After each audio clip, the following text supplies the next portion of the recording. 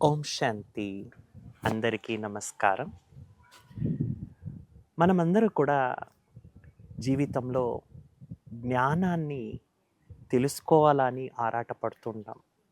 కానీ ఒక విషయం తెలుసుకోవాలి. ఇంగ్లీష్‌లో ఒక మంచి ప్రావర్బ్ చెప్తారు. Known is a drop, unknown is a ocean. అంటే తెలుసుకునేది ఒక డ్రాప్ ఆఫ్ వాటర్.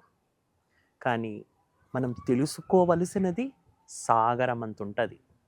అంటే మన జీవితంలో కూడా మనం ఏమి తెలుసుకున్నాము అనేది ఎంత ముఖ్యమంటే, ఆ జీవితంలో తెలుసుకుంది మన లోపల ఎంత ధారణ చేశామనేది అంత ఇంపార్టెంట్.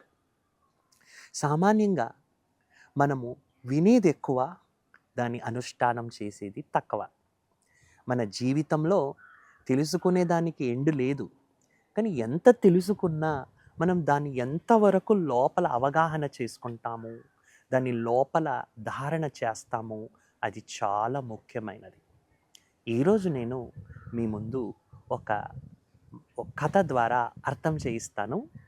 మనం ఎలా జీవితంలో తెలుసుకునేది ఎంత ఇంపార్టెంటో, తెలుసుకున్న దాన్ని లోపలికి ధారణ చేసేది అంత ముఖ్యమైనదనే దానికి ఒక కథ ద్వారా విమడించి చెప్తాను.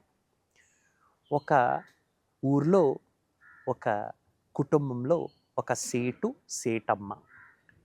సేటమ్మ ఇద్దరు ఉంటారన్నమాట.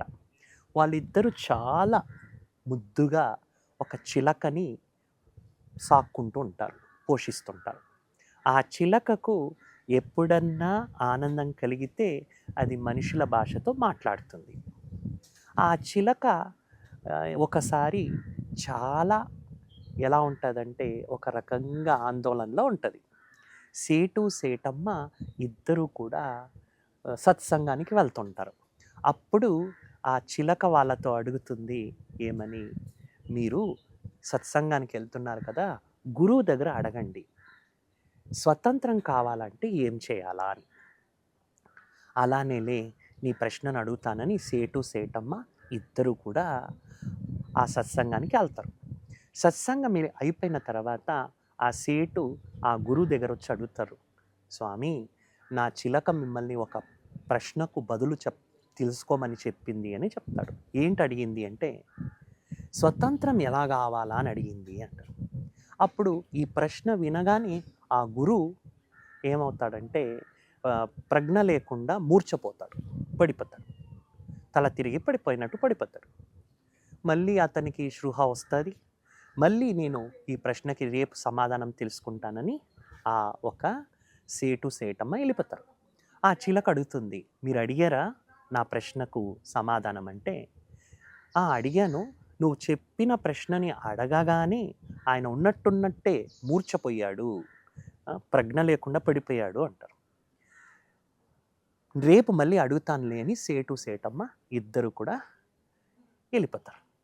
నెక్స్ట్ డే ఆ సేటు చిలక దగ్గరికి రాగానే ఆ చిలక ఆ పంజరంలో కంప్లీట్గా మూర్ఛపోయినట్లు పడిపోయి ఉంటుంది. ఇదేంటిది, ఉన్నట్టున్నట్టే నా చిలకకి ఏమైందని ఆ పంజరం తలుపు తెరిచి చూస్తాడు. అది తెరచగానే ఆ చిలక ఎగిరి పైకి పరిగెడుతూ వెళ్ళిపోతుంది. అప్పుడు అతను ఇదేంటిది ఇలా అయిపోయిందని గురువు దగ్గరికి వెళ్ళి అడుగుతాడనమాట. నా చిలకకి మీకు ఏమైందో చెప్పాను, అది ఇలా ఎందుకు చేసిందంటే, అప్పుడు ఆ గురువు అంటాడు, చూడు, నీ చిలక ఇన్నదాన్ని ఎంత బాగా పాటించింది, నువ్వు కేవలం వింటున్నావు, ఇన్ని సంవత్సరాల నుంచి వింటున్నావు, కానీ జీవితంలో ఏమీ ధారణ చేయలేదు, జీవితంలో ఏదీ పాటించలేదు. కానీ నీ చిలక విన్నదాన్ని ఒక్క సెకండ్లో అది అర్థం చేసుకుని స్వతంత్రం అయిపోయింది.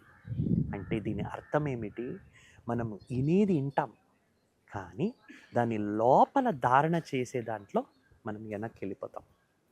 ఆ చిలక ఏం చేసింది, మూర్ఛపోయింది. అంటే ఆ గురువు చేసిన దాన్నే అది పాటించి స్వతంత్రం అయిపోయింది.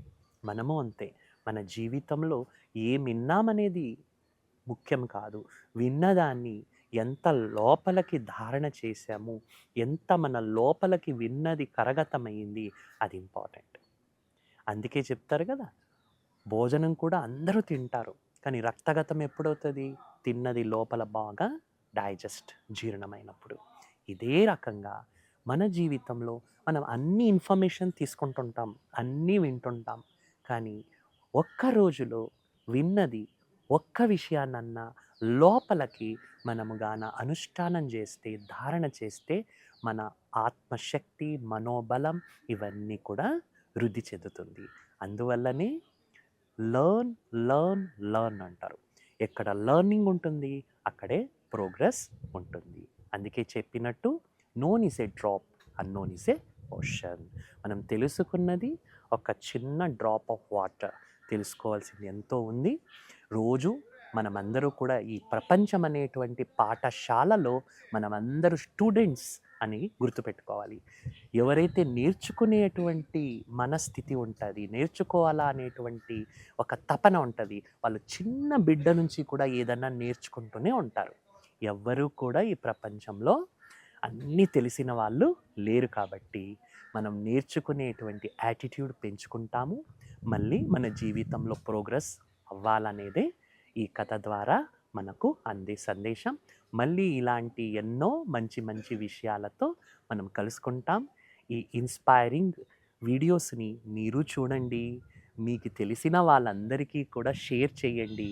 వాళ్ళల్లో కూడా ఒక జాగృతి తీసుకొస్తారని నేను ఆశిస్తాను. మీ అందరికీ చాలా చాలా థ్యాంక్ యూ.